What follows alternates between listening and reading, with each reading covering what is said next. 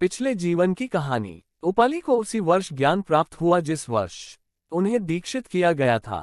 वह बुद्ध का प्रमुख शिष्य बन गया और उसकी उपलब्धि से हर कोई आश्चर्यचकित रह गया। इसलिए बुद्ध ने भाइयों को उपाली के पिछले जीवन की कहानी बताए। एक बार दो अच्छे दोस्त थे जो गरीब थे लेकिन दयालु थे और हमेशा भिक्षा देते थे।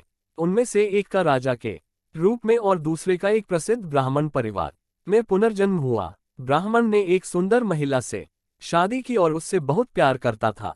किसी गलतफहमी के कारण उसकी पत्नी उससे झगड़ती थी और काफी समय तक उससे बात नहीं करना चाहती थी।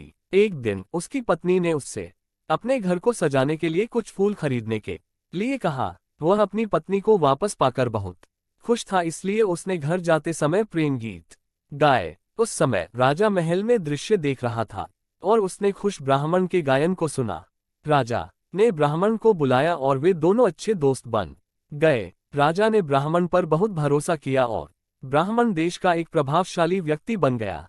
वह इतना प्रसिद्ध हो गया कि उस देश की जनता उसे राजा मानने लगी। लेकिन ब्राह्मण संतुष्ट नहीं था। उसने राजा की हत्या करके सिंहासन पर कब्जा करने की सोची, लेकिन अंततः उसे अपनी गलतियों का एहसास हुआ और उसने राजा के सामने पश्चाताप किया। हालांकि उन्हें माफ कर दिया गया था, फिर भी उन्होंने दुनिया को त्यागने का फैसला किया। संसार त्यागने के कुछ ही समय बाद उन्हें चमत्कारी शक्ति प्राप्त हुई।